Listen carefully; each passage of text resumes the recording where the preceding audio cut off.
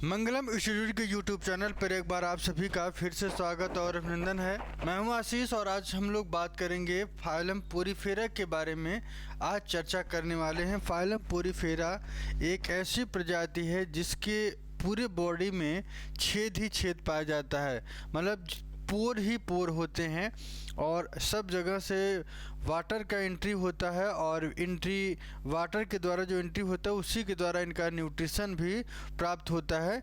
तो आज हम इसी के टॉपिक पे चर्चा करेंगे कि कितना महत्वपूर्ण है और किस तरीके से ये हमारे दैनिक जीवन में भी इसका इम्पोर्टेंट रोल रहा है। ठीक है, तो आज हम लोग स्पंज के बारे में पढ़ेंगे, फाइलम पोरीफेरा। इसके पहले मैं आपको बता दूं कि जो बच्चे नए हैं हमारे चैनल पे वो फटाफट चैनल को सब्सक्राइब कर लें और चैनल को सब्सक्राइब करने के साथ साथ बेल आइकन का नोटिफिकेशन दबा देना है ताकि रात के 8 बजे डेली ये क्लास होगी। मैं आपसे वादा किया हूँ कि पूरा का पूरा कोर्स ख़त्म करूँगा। और एक चीज़ मैं आपको बता दूँ कि जिन बच्चों को नोट चाहिए, स्टडी मटेरियल चाहिए, वो स्टडी मटेरियल भी हमसे ले सकते हैं। स्टडी मटेरियल आप जो है व्हाट्सएप के द्वारा भी हमसे जुड़ सकते हैं और हमारे टेलीग्राम चैनल पे भी जुड़ सकते हैं। वहाँ पे आपको सब कुछ अपडेट नोटिफिकेशन मिलेगा। तो यहाँ पे आज इसके पहले मैं थोड़ा सा और अपने बारे में बता दूं कि जितने भी कंटेंट अभी हमने प्रोटोजोआ से जितने भी टॉपिक हैं, जितने भी प्रीवियस ईयर के एग्ज़ाम में क्वेश्चंस आए हैं, उन सभी प्रश्नों की अगर हम बात करें तो सभी का मैंने करा दिया है। ठीक है, और एक चीज़ मैं आपको बता दूं कि जो है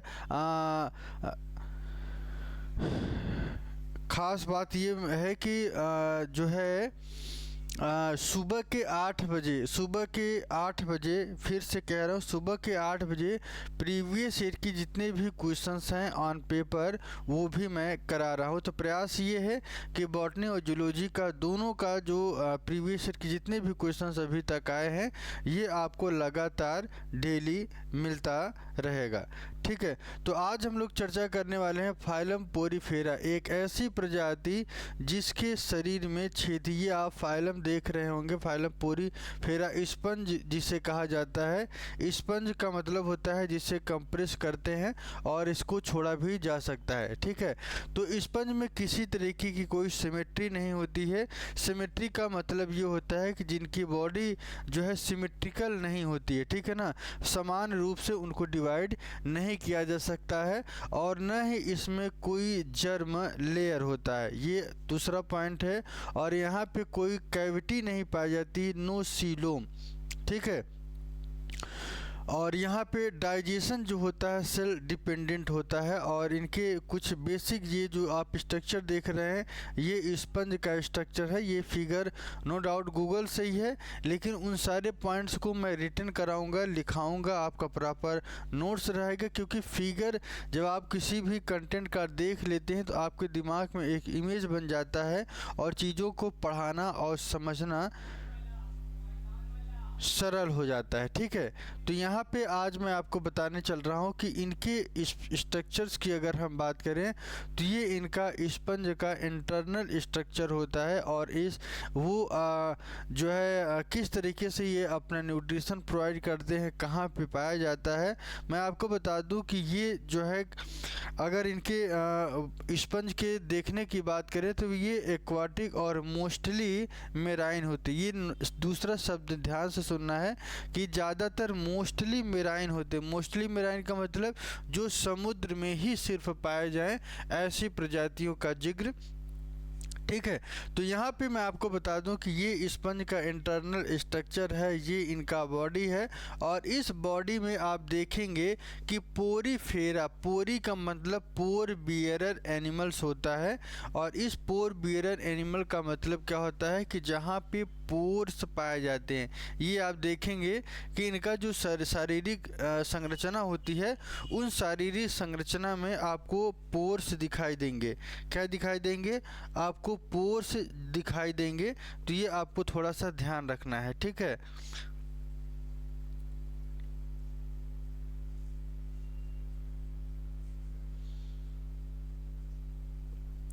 पोर बियरर एनिमल कहा जाता है, ताकि इनके शरीर में वाटर का एंट्री होता रहे और उसी वाटर के द्वारा इनका न्यूट्रिशन मिलता रहे, और न्यूट्रिशन को कैनाल सिस्टम में जाके वहाँ पे डाइजेस्ट होता है। डाइजेस्ट होने के बाद वो ऑस्कुलम के द्वारा, ये जो आप देख रहे हैं, इस पोर के द्वारा वाटर प्रवेश करेगा। और ये कहाँ पे होता है? एपिडर्मिस होता है। एपिडर्मिस से ही वाटर सबसे पहले अंदर की तरफ प्रवेश करता है, ठीक है ना। और ये जब प्रवेश करता है तो सीधा ये स्पंजोसील, जो स्पंज की जो कैविटी होती है, यहाँ पे पाया जाता है, ठीक है। स्पंजोसील एक अंदर का जो कैविटी होता है, इसे इस वाले एरिया को स्पंजोसील कहा जाता है। और यहीं पे इनका जो है जो न्यूट्रिएंट्स होते हैं वो डाइजेस्ट होते हैं, और फिर यहीं से धीरे धीरे पूरी बॉडी में वो सर्कुलेट होता है। और एक चीज़ मैं आपको बता दूं कि स्पंजोसील फिर आस्कुलम भी पाया जाता है। आस्कुलम का क्या कैरेक्टर है? आस्कुलम जो है, जितना ये न्यूट्रिशन लिया रहता है एग्जिट करने का, जैसे कि ह्यूमन बॉडी में जो है एनस की बात करें तो एनस के ही अकॉर्डिंग आस्कुलम पाया जाता है, ये ठीक है। और एक चीज़ मैं आपको बता दूं कि इसी के अंदर यहाँ जो एपिडर्मिस होता है, इसी के अंतर्गत मीसोहाइल पाया जाता है। क्या पाया जाता है? मीसोहाइल पाया जाता है। इनका जो योगदान है, ये जो इक्टोडर्म और पिनाइकोडर्म कोइनोडर्म पाया जाता है, उसी के ठीक नीचे पाया जाता है। यह नॉन सेलुलर जिलेटिनस कलर का होता है, ठीक है। और एक चीज़ मैं आपको बता दूं कि यहाँ पे इसके अंतर्गत कुछ फ्लैजिलास भी पाए जाते हैं, ये आप देखेंगे स्ट्रक्चर्स में भी, तो और उसके बारे में चलेंगे। तो यहाँ पे एक चीज़ आपको और दिख रहा होगा, कोइनोसाइड। कोइनोसाइड्स एक ऐसा कैरेक्टर है जो सिर्फ और सिर्फ पोरीफेरा में ही मिलता है। यह आपको ध्यान रखने की बात है कि बहुत ही इंपॉर्टेंट पॉइंट है ये कि कोइनोसाइड्स कहाँ पे मिलता है, तो ये सिर्फ और सिर्फ स्पंज में ही पाया जाता है, ठीक है। और यहाँ पे मैं आपको बता दूँ कि ये जो स्पंज है, स्पंज का जो स्ट्रक्चर्स है, अगर आप देखेंगे तो ये ऊपर की वाला जो स्ट्रक्चर है, इसे कॉलर कहा जाता है। इस वाले रीजन को कॉलर कहा जाता है। और फूड पार्टिकल इन म्यूकस, इसमें फूड पार्टिकल पाए जाते हैं। और यहाँ पे ये वाला जो एरिया है, इसे कोइनोसाइट्स कहते हैं। और फैगोसाइटोसिस ऑफ फूड पार्टिकल से कहा जाता है। और इसे क्या कहते हैं? एमीबोसाइट कहा जाता है। तो ये आपको ध्यान रखना है। और यहाँ पे मैं आपको बता दूँ कि इसमें जो एमीबोसाइट्स भी पाए जाते हैं, ठीक है, जो अमीबा की तरह संरचना दिखाते हैं, उसे एमीबोसाइट्स कहते हैं। उम्मीद है आपके दिमाग में एक फिगर का जो स्ट्रक्चर है वो बन गया होगा, ठीक है। तो इसके बाद मैं आगे की तरफ चलता हूं और आगे का जो पॉइंट्स है उस पर हम चर्चा करेंगे, ठीक है। चलिए देखते हैं अगला पॉइंट्स। एक स्ट्रक्चर पहले समझ लीजिए। ये स्पंज का स्ट्रक्चर है, ये समुद्र में पाया जाता है, ठीक है, समुद्र में पाया जाता है। और इनका जो बाहरी संरचना है दिखते ऐसे हैं, लेकिन अभी आपने जो देखा वो इंटरनल स्ट्रक्चर की संरचना थी। तो सबसे पहले आज हम पॉइंट्स के बारे में, उन पॉइंट्स के बारे में चर्चा करेंगे जो आपके एग्ज़ाम के लिए बहुत महत्वपूर्ण है। तो पॉइंट टू पॉइंट आप नोट्स बनाते चलिए, उन सभी पॉइंट्स के बारे में आपसे चर्चा करने वाले हैं। और एक एक चीज़ आप लिखते चलिएगा, ठीक है, क्योंकि हम उन्हीं पॉइंट्स के बारे में चर्चा करेंगे जो आपके एग्ज़ाम के लिए बहुत ही महत्वपूर्ण है, ठीक है।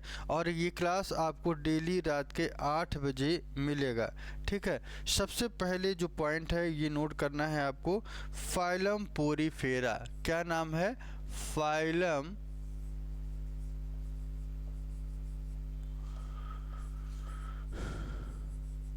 Phylum Porifera.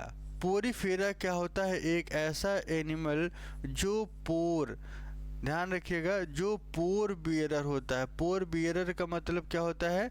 जिसके शरीर में छेद ही छेद हो, ठीक है ना, जिसके वजह से ये वाटर एंट्री करता है और वाटर के ही द्वारा इनमें भोजन जो है, इनको जो है भोजन बराबर मिलता रहता है, ठीक है।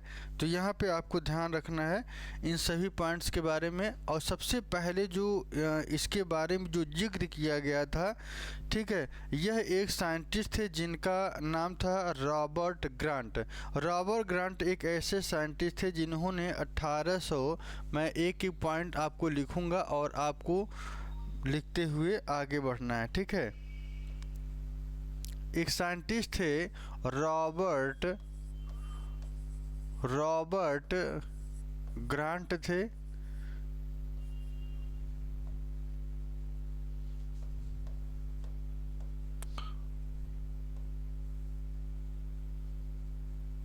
रॉबर्ट ग्रांट थे। इन्होंने 1825 में 1825 में जो टर्म दिया था पोरीफेरा, जो शब्द हम लोग प्रयोग कर रहे हैं, इस टर्म का प्रयोग इन्होंने किया था और इन्होंने इसे क्या कह दिया था, पोरीफेरा। दरअसल पोरीफेरा का जो मतलब ही होता है पोर बियरर होता है, इसी वजह से इसे पोरीफेरा कहा गया, ठीक है। ये तो हुआ पहला पॉइंट। और एक चीज़ मैं आपको बता दूं कि यहाँ पे जो नंबर ऑफ स्पीसीज, प्रजातियों की जो नंबर है, अगर हम इसके बारे में आपको बताएं कि नंबर ऑफ स्पीसीज जो स्पंज की है, यह कितना होता है, कितना है इनकी संख्या, 5000 है। कितनी है, 5000 इनकी प्रजातियां जो है अभी तक देखने को मिली हैं, खासकर पोरीफेरा के अंतर्गत, ठीक है। और एक चीज़ आपको बता दें कि इनकी जो बॉडी का ऑर्गेनाइजेशन है, यह सेल के आधार पे है। किसके आधार पे, सेल के आधार पे। इस वजह से इन्हें क्या कहा जाता है, सेलुलर लेवल बॉडी ऑर्गेनाइजेशन, ठीक है।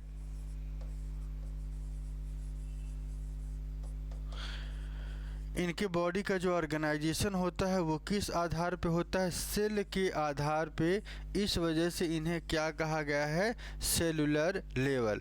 अगर सेल के आधार पे है तो सीधी सी बात है, यहाँ पे किसी भी टिश्यू का फॉर्मेशन नहीं हुआ है। मतलब स्पंज के पास जो है कोई टिश्यू नहीं है, नो टिश्यू, मतलब नो टिश्यू। ये आपको नोट कर लेना है, ठीक है। क्योंकि अगर किसी की ऑर्गेनाइजेशन सेल के आधार पे है तो सेल के ही आधार पे होगा, और सेल के आधार पे नहीं होगा तो वो टिश्यू का फॉर्मेशन वहाँ पे कैसे होगा। तो ये पॉइंट आपको नोट कर लेना है, क्योंकि सेल के आधार पे सेलुलर लेवल बॉडी ऑर्गेनाइजेशन, ये आपका इम्पॉर्टेंट पॉइंट है।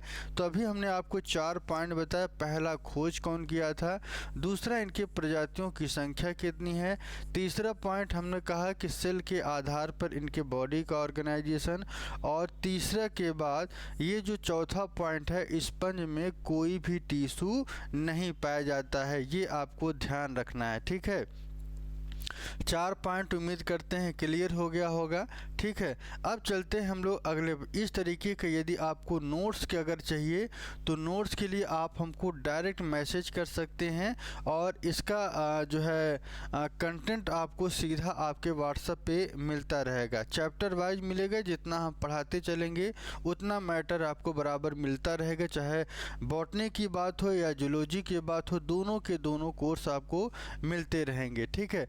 तो ये आपके लिए जो वर्क किया जा रहा है, बेहतरीन प्रयास किया जा रहा है, और मैं उन्हीं कंटेंट को दूंगा जो आपके एग्ज़ाम के लिए बहुत ही महत्वपूर्ण है। हम उन पॉइंट्स के बारे में चर्चा नहीं करेंगे जो आपके एग्ज़ाम के लिए महत्वपूर्ण नहीं है, ठीक है। तो चलिए आगे की तरफ चलते हैं, और अगला पॉइंट्स क्या है उस पर हम चर्चा करते हैं।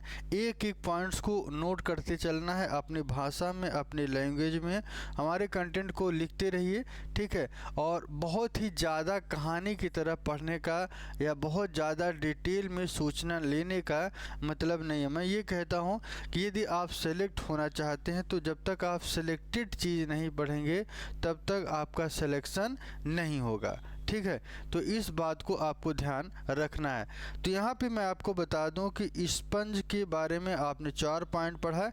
इसके बाद स्पंज का जो नेचर है, स्पंज कैसा होता है, स्पंज कैसा होता है, यह 2 तरीके से होता है। कितने तरीके का, 2 तरीके से होता है। एक होता है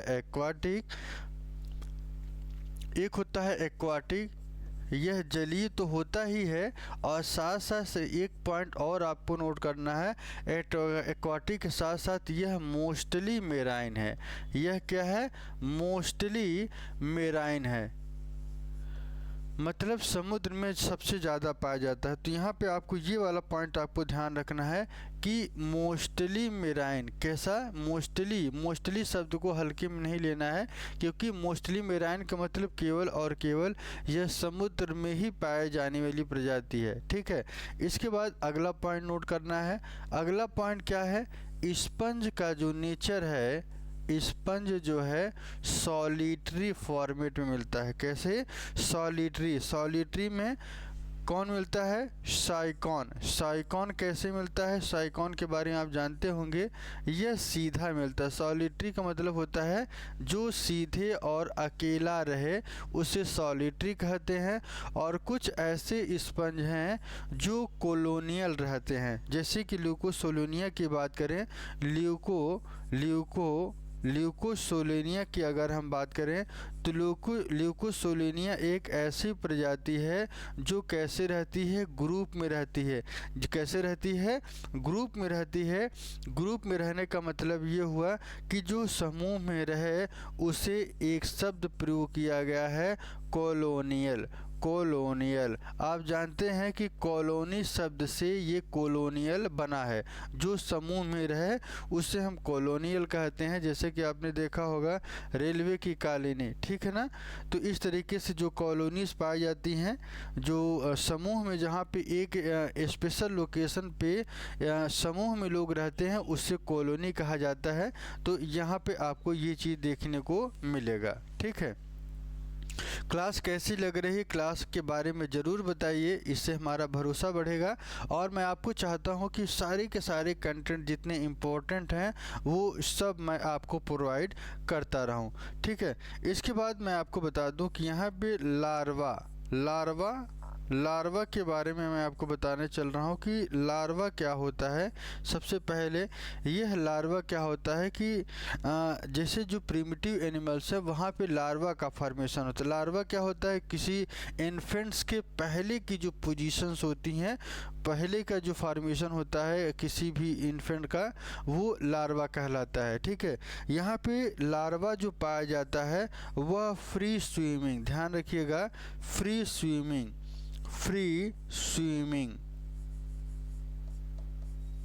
यह फ्री स्विमिंग होता है। और इसमें जो पाया जाता है उसे हम पैरेन्काइमा कहते हैं। कौन सा? नोट कर लेना है आपको, पैरेन्काइमा लार्वा। फिर से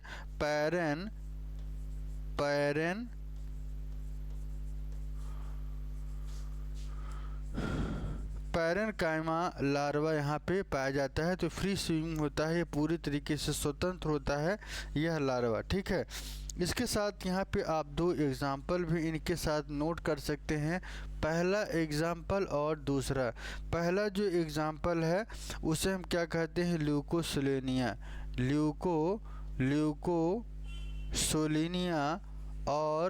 और दूसरा जो है क्लेथ्राइना, क्या कहते हैं?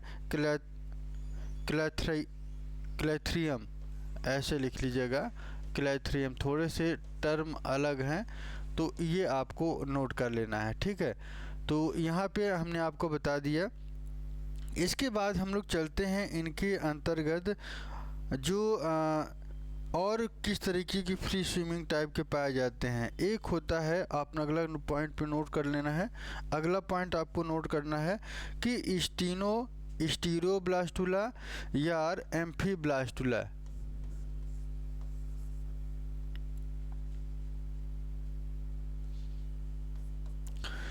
स्टीरोब्लास्टुला और एक और होता है, ब्लास्टुला के साथ साथ एक और होता है जिसे हम क्या कहते हैं? एम्फीब्लास्टुला। क्या कहते हैं? एम्फीब्लास्टुला। ये भी किस फॉर्मेट में मिलता है? फ्री स्विमिंग टाइप के होते हैं। कैसे होते हैं? Free swimming. ठीक है, ये आपको नोट कर लेना है। इसके बाद मैं आगे की तरफ चलता हूँ और द कैविटी ऑफ स्पंज, अगला पॉइंट है कैविटी ऑफ स्पंज की अगर हम बात करें, अगला पॉइंट है ये, अगला पॉइंट है, इसको आपको ऐसे बनाते चलना है एक एक पॉइंट को, ठीक है। कैविटी ऑफ स्पंज की बात करें, कैविटी ऑफ स्पंज यहाँ पे दो तरीके का होता है। एक होता है गैस्ट्रोवैस्कुलर कैविटी, नहीं गैस्ट्रो तो हाइड्रो मिलेगा, यहाँ पे स्पंजोसील मिलता है, स्पंजोसील। और एक और होता है पैरागैस्ट्रिक कैविटी, पैरागैस्ट्रिक कैविटी, ये आपको नोट कर लेना है, ठीक है। तो यहाँ पे स्पंज की जो कैविटी है वो स्पंजोसील होती है। दूसरा जो है पैरागैस्ट्रिक कैविटी होता है। तो इस पॉइंट्स को आपको नोट कर लेना है, ठीक है, ये आपको नोट कर लेना है। स्पंजोसील और पैरागैस्ट्रिक टाइप की कैविटी, विकल्प में ये भी रह सकता है और ये भी रह सकता है, तो जो भी आपको दिखे वो आपको सही करके आना है, ठीक है।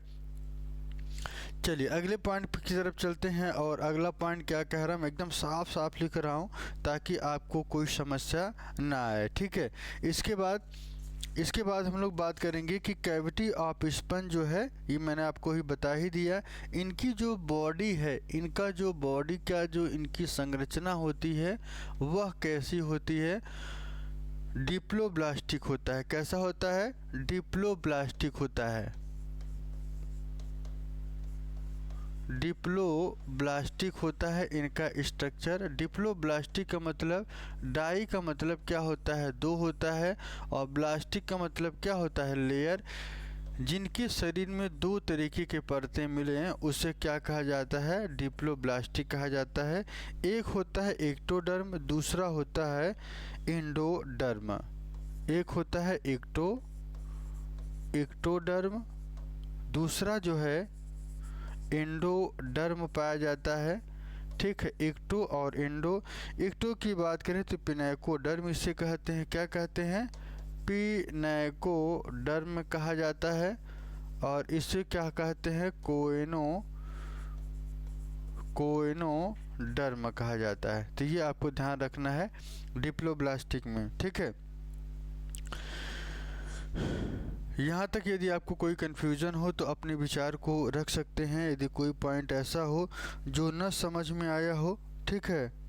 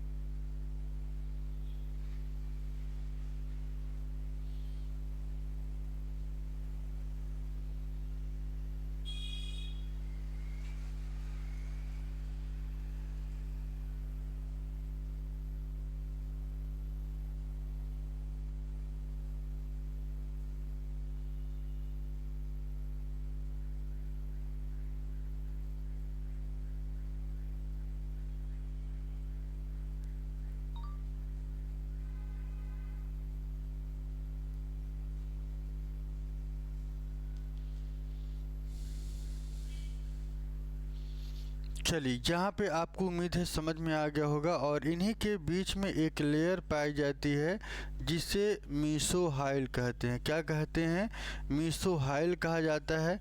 यह लेयर एक पिनैकोडर्म और कोएनोडर्म के बीच में पाया जाता है और इसे क्या कहते हैं, मीसोहाइल। और इनका जो कैरेक्टर है यह जिलेटिनस और नॉन सेलुलर होता है। कैसा, जिलेटिनस और नॉन सेलुलर होता है, ठीक, ये आपको ध्यान रखना है। इसके बाद यहाँ पे आगे की तरफ चलते हैं, अगले पॉइंट की तरफ। अगला पॉइंट है कैनाल सिस्टम। कैनाल सिस्टम, इसमें कितने प्रकार के मिलते हैं ये आपको नोट करना है। तो कैनाल सिस्टम कैनाल सिस्टम इसमें किस तरीके का होता है? कैनाल सिस्टम इसमें 3 तरीके की प्रजातियां होती हैं, 3 तरीके का पाया जाता है। पहला नंबर, सबसे पहले जो कैनाल सिस्टम है वो एस्कोनॉइड होता है। दूसरा जो है सिकोनॉइड और तीसरा जो है ल्यूकोनॉइड। ये आपको ध्यान रखना है, ठीक है। ये 3 तरीके के होते हैं और इसका आपको नोट कर लेना है कि कैनाल सिस्टम स्पंज में 3 तरीके का, एस्कन टाइप, सिनका टाइप और ल्यूकन टाइप, ठीक है। इसके बाद यहाँ पे एक चीज़ मैं और आपको बता दूं कि इसी में स्पंज में एक लार्वा जो पाया जाता है, वो एक लार्वा की जिक्र करने जा रहे हैं जिसे रैघन लार्वा कहते हैं। यह लार्वा बहुत इम्पॉर्टेंट है, पूछा भी गया है परीक्षा में। तो इसकी जो खास बात है वो ये खास बात है कि यह लार्वा जो है ल्यूकोनॉइड कैनाल में चेंज हो जाता है। मतलब जब यह ल्यूकोनॉइड में चेंज हो जाता है, ल्यूकोनॉइड कैनाल में चेंज हो जाता है रैघन लार्वा। और ये जो परिवर्तन होता है यह तब होता है जब यह एडल्ट होता है। एडल्टहुड स्थिति में यह रैघन लार्वा कन्वर्ट होता है ल्यूकोनॉइड कैनाल में, तब कन्वर्ट होता है जब यह एडल्ट की अवस्था में आता है, तब यह परिवर्तित हो जाता है, ठीक है। तो यहाँ पे आपको उम्मीद करते हैं जितने भी कॉन्सेप्ट हमने दिए वो सब का सब महत्वपूर्ण पॉइंट है और एक सिरे से लेके चल रहे हैं, ठीक है। इसके बाद में एक चीज़ और आप ध्यान रखिएगा कि यहाँ पे सिंपलेस्ट कैनाल सिस्टम, एक इम्पॉर्टेंट पॉइंट पूछा जाता है कि सिंपलेस्ट स्पंज में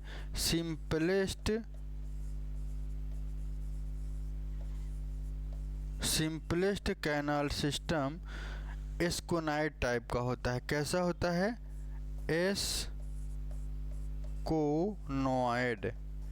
एस्कोनॉइड टाइप का होता है, ठीक है। एस्कोनॉइड टाइप का होता है।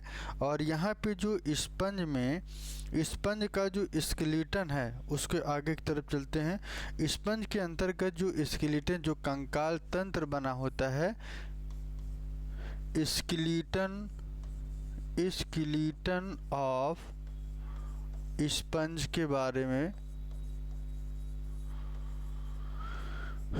स्केलेटन ऑफ स्पंज की अगर हम बात करें तो यहाँ पे जो आपको स्पंज मिलता है वो किस फॉर्मेट में मिलता है?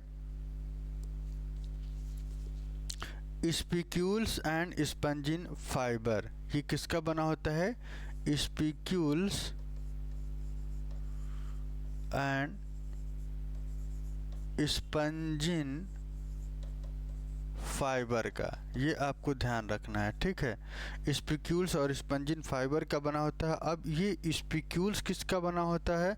तो यह कैलकेरियस होता है। कैसा होता है? कैलकेरियस होता है। कैलकेरियस का मतलब होता है इनका जो फॉर्मेशन है वो कैल्शियम से बना होता है। और एक चीज़ और मैं आपको बता दूं कि जो कैलकेरियस के साथ साथ ये सिलीसियस भी होता है, जो कि सिलिका से बना होता है। सिलिका के बारे में आप जानते हैं, जो सिलिका से बना होता है, इस वजह से आपको इसको ध्यान रखना है। स्पंज में जो स्केलेटन है वो सिक्रीट करता है। स्पंज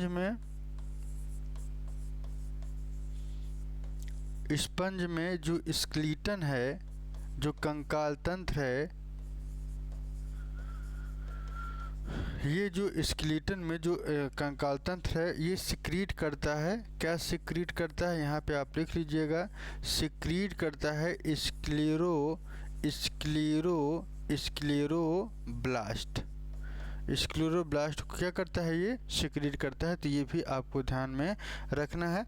और एक चीज़ मैं आपको बता दूं कि स्पंज में जो डाइजेशन होता है, हेडिंग डाल लीजिएगा, डाइजेशन इसमें कैसा होता है? इसमें जो डाइजेशन जो पाया जाता है वह इंट्रासेलुलर होता है। कैसा होता है? इंट्रासेलुलर होता है, इंट्रासेलुलर होता है। और स्पंज के बारे में अगर रिप्रोडक्शन के बारे में अब चर्चा कर लेते हैं, इसमें जो रिप्रोडक्शंस होते हैं स्पंज में, स्पंज की अगर हम बात करें तो यहाँ पे जो स्पंज की अगर हम बात करें तो स्पंज का जो स्ट्रक्चर्स होता है, स्पंज का जो स्ट्रक्चर्स होता है अगर हम उसके बारे में चर्चा करें, जो रिप्रोडक्शन की जो टॉपिक है, यह बाईसेक्सुअल नेचर का होता है। किस नेचर का होता है?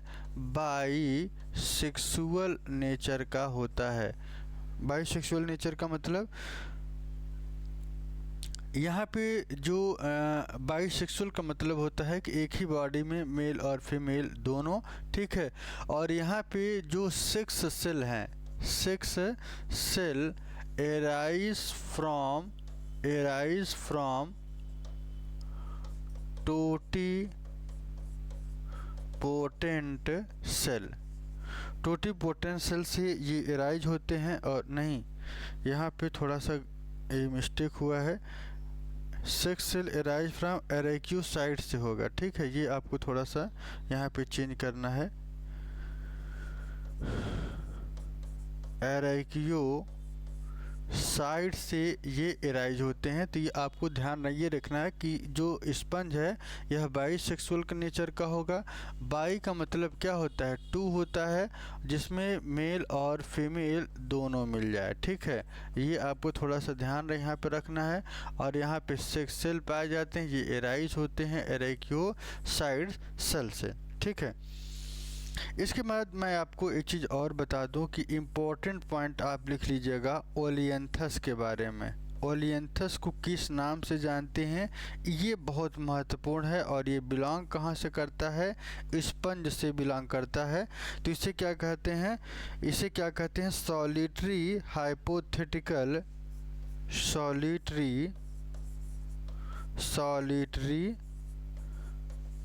हाइपोथेटिकल एंसेस्ट्रल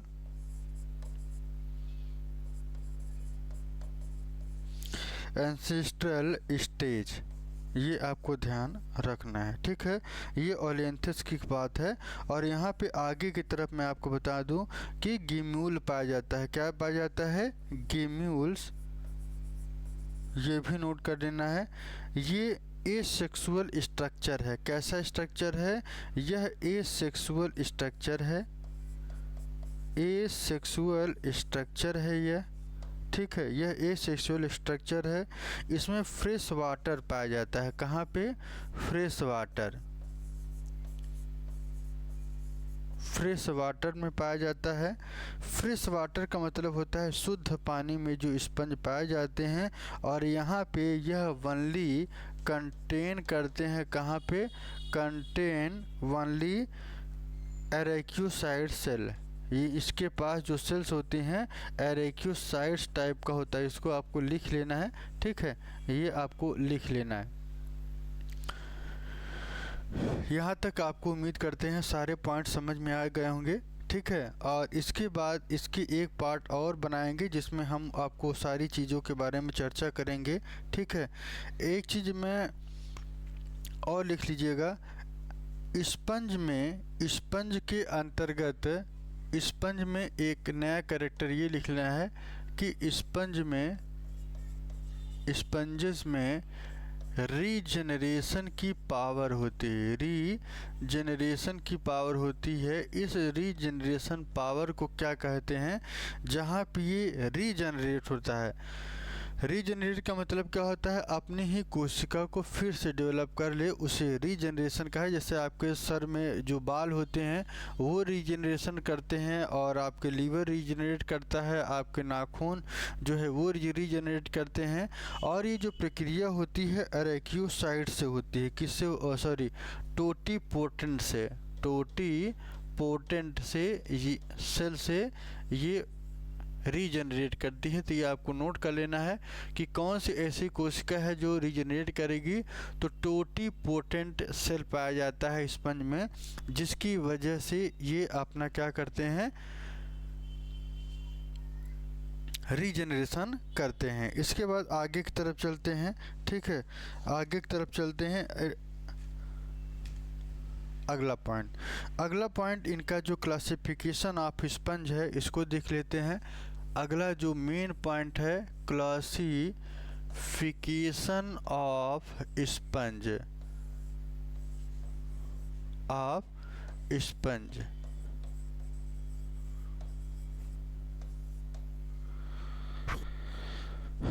यहाँ पे इनका जो क्लासिफिकेशन किया गया था, यह इनका जो स्पंज का जो क्लासिफिकेशन किया गया था वह किस आधार पे किया गया था? बेस बना, जैसे आपने अमीबा में पढ़ा था कि इनका जो लोकोमोशन है लोकोमोशन के आधार पर किया गया था, वैसे ही यहाँ पे जो बेस बनाया गया था इसके लीटन के आधार पे बनाया गया, कंकाल तंत्र के आधार पे बनाया गया। सबसे पहले मैं आपको बताता हूँ कि 3 तरीके के होते हैं। कैलकेरियस होते हैं, हेक्सा एक्टिनिलिडा होता है और एक और होता है डेमो स्पंजी। तो आपको तीनों के बारे में बताएंगे, लेकिन स्टेप बाय स्टेप बताएंगे। तो सबसे पहले आपको लिखना क्या है? पहला point class first calcareous. Class जो 3 क्लासों में इनको डिवाइड किया गया। पहला जो क्लास था वह कैलकेरिया,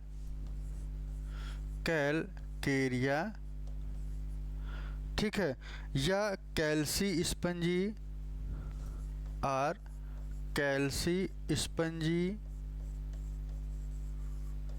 ठीक है, कैल्सी स्पंजी। इसी को एक और नाम से जानते हैं लीमी स्पंज। ये आपको नोट कर लेना है, ये आपको थोड़ा सा ध्यान रखना है, ठीक है। बाकी ये इन दोनों के बारे में हम लोग जानते ही हैं, ठीक है। कैलकेरियस का मतलब जो कैल्शियम से बना हो, ठीक है, तो इसको ध्यान रखना है। एक ऐसा स्पंज, इसका क्या मतलब है? एक ऐसा स्पंज जो कैल्शियम से बना हो, और इसी को क्या कहते हैं? लीमी स्पंज कहते हैं। इनके 3 कैरेक्टर जो इम्पोर्टेंट हैं हमने उन्हीं को लिया है। वो 3 पॉइंट कौन कौन से हैं? पहला पॉइंट, दूसरा पॉइंट और तीसरा। यहाँ पे मैं आपको बता दूं कि इसमें जितने भी प्रजातियाँ पाई जाती हैं सभी के सभी मैराइन होती है, ऑल मैराइन होती हैं, पहला पॉइंट। दूसरा पॉइंट स्केलेटन इनका जो पाया जाता है, इनका जो कंकाल तंत्र है जिसके आधार पर इनका डिवीजन किया गया, इनका जो स्केलेटन है यह कैलकेरियस होता है। कैसा होता है? कैलकेरियस होता है। ये दूसरा पॉइंट हो गया। और तीसरे पॉइंट की तरफ चलते हैं। इसमें जो एस्कोनॉइड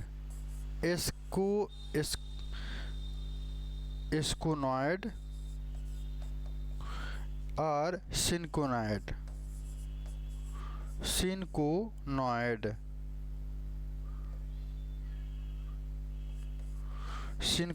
टाइप का इसमें जो पाया जाता है कैनाल सिस्टम, ठीक है ना। इसके बारे में मैं पहले भी बता चुका हूँ। तो यहाँ पे ये जो कैनाल सिस्टम है इसी तरीके से मिलता है।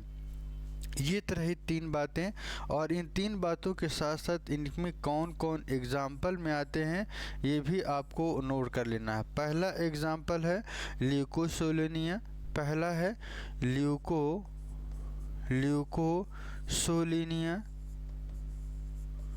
पहला पॉइंट एग्जाम्पल। ल्यूकोसोलेनिया के साथ साथ साइकन और एक और है क्लेथराइना।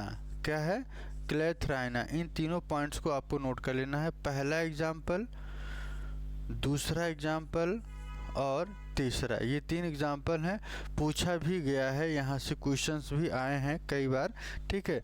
तो ये आपको नोट कर लेना है। इसके बाद अगला जो डिवीज़न है उस पर चलते हैं। अगला डिवीज़न क्या कहता है?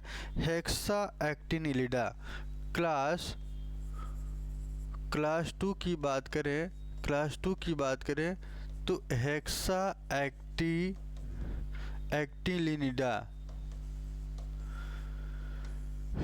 एक्टिनिलिडा क्या होता है? हेक्सा एक्टिनिलिडा का मतलब जिसमें जो स्पंज होता है हाइलो स्पंज या ग्लास स्पंज कहते हैं। हाइलो स्पंज या इसी को ग्लास स्पंज कहा जाता है। ठीक है, ये आपको ध्यान रखना है। और इसके साथ साथ मैं आपको बता दूं कि यहाँ पे और कौन से महत्वपूर्ण पॉइंट है, और कौन से महत्वपूर्ण पॉइंट है। यहाँ पे जो और महत्वपूर्ण पॉइंट है, यह ऑल सभी के सभी कैसे होते हैं, मेराइन होंगे, मेराइन होंगे।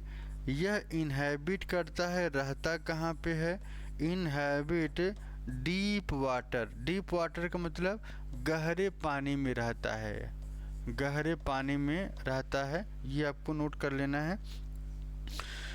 और इनका जो स्केलेटन है, इनका जो स्केलेटन है, यह स्केलेटन है, इनका जो स्केलेटन है सिलीशियस 6 रेड।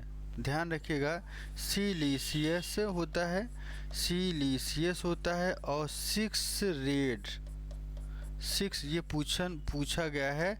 6 रेस स्पिक्यूल्स पाए जाते हैं। क्या पाए जाते हैं, स्पिक्यूल्स पाए जाते हैं। यह जो पॉइंट मैंने आपको बताया, यह मोस्ट इम्पॉर्टेंट है। क्या है, मोस्ट इम्पॉर्टेंट है। इसको आपको नोट कर लेना है और लिख लेना है। ठीक है, यह आपको नोट करके आपको लिख लेना है कि स्केलेटन जो हेक्सा एक्टिनिला या हाइलोस्पंजिया या ग्लास स्पंज में पाया जाता है, इनका जो नेचर है वह किस टाइप का, 6 रेड टाइप का पाया जाता है। ये बहुत ही इम्पोर्टेंट है। ठीक है, इसके बाद थोड़ा सा और आगे की तरफ चलते हैं, अगले पॉइंट की तरफ। इनके एग्जाम्पल थोड़ा सा देख लीजिएगा। एग्जाम्पल में क्या है, एग्जाम्पल में है यूप्लेक्टिला, यूप्लेक्टिला एक एग्जाम्पल है, यूप्लेक्टिला है। ठीक है, और दूसरा हाइलोनीमा, दूसरा जो है हाइलोनीमा, जिसका दूसरा नाम ग्लास रोप स्पंज है। ठीक है, ये आपको नोट कर लेना है। और एक और है, आपको लिख लीजिएगा, फिरोनिमा, जिसे बॉल स्पंज कहते हैं। एक और होता है फिरोनिमा, जिसका दूसरा नाम है, जिसको और किस नाम से जानते हैं, बॉल स्पंज के नाम से जानते हैं। ये भी आपको नोट कर लेना है। ये एक आपका ये एग्जाम्पल है, दूसरा आपका ये है, और ठीक है, एक आपका ये वाला है। तो इन तीनों पॉइंट्स को आपको लिख लेना है। ठीक है, अगला लास्ट जो है डेमो स्पंजी, अगला है डेमो स्पंजी। क्या है, डेमो स्पंजी।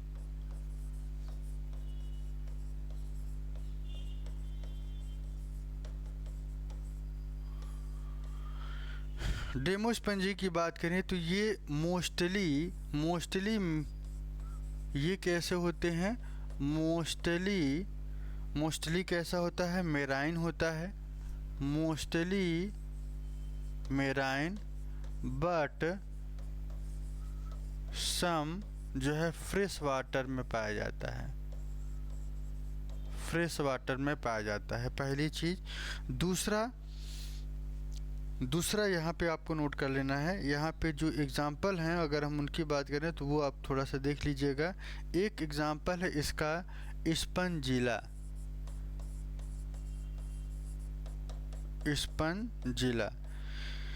स्पंजिला को किस नाम से जानते हैं, यह फ्रेश वाटर स्पंज है।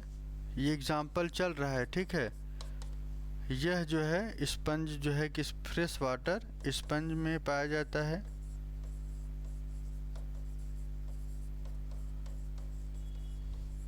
फ्रेश वाटर स्पंज में होता है। दूसरा इसी की बात करें, क्लियोना, एक एग्जाम्पल है क्लियोना, जिसे क्या कहते हैं, इससे हम क्या कहते हैं, बोरिंग स्पंज कहा जाता है।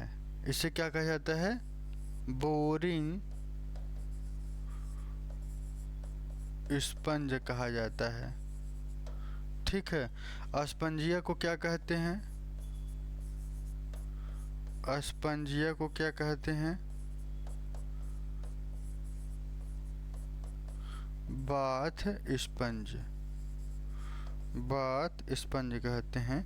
और ये जो है ये ये क्या है, हार्मफुल फॉर और हार्मफुल है फॉर ओइस्टर के लिए, ये हार्मफुल है, तो ये आपको नोट कर लेना है। ठीक है, तो आज के लिए इतना ही, फिर मिलेंगे एक नए वीडियो में। इसका जो सेकंड पार्ट होगा पोरीफेरा का, उस पर हम चर्चा करेंगे। वहाँ पे उन पॉइंट्स के बारे में चर्चा करेंगे जो जैसे लिकोसोलिनिया है, उसके बारे में चर्चा करनी है। तो आज हमने जो कॉन्सेप्ट आपको बताया, यह इंट्रोडक्शन जनरल कैरेक्टर के साथ साथ कुछ इनका क्लासिफिकेशन कैसे था और उसके एग्जाम्पल क्या थे, क्या क्या जो पॉइंट थे वो महत्वपूर्ण थे, उन सभी मुद्दों पे हमने आज आपसे चर्चा किया। तो कैसा लगा ये वीडियो, लाइक ज़रूर करिए और लाइक के साथ साथ कमेंट जरूर करिए यदि कोई बात समझ में आ रही है या आप कुछ कहना चाहते हैं तो वो अवश्य कहिए। तो चलिए आज के लिए इतना ही।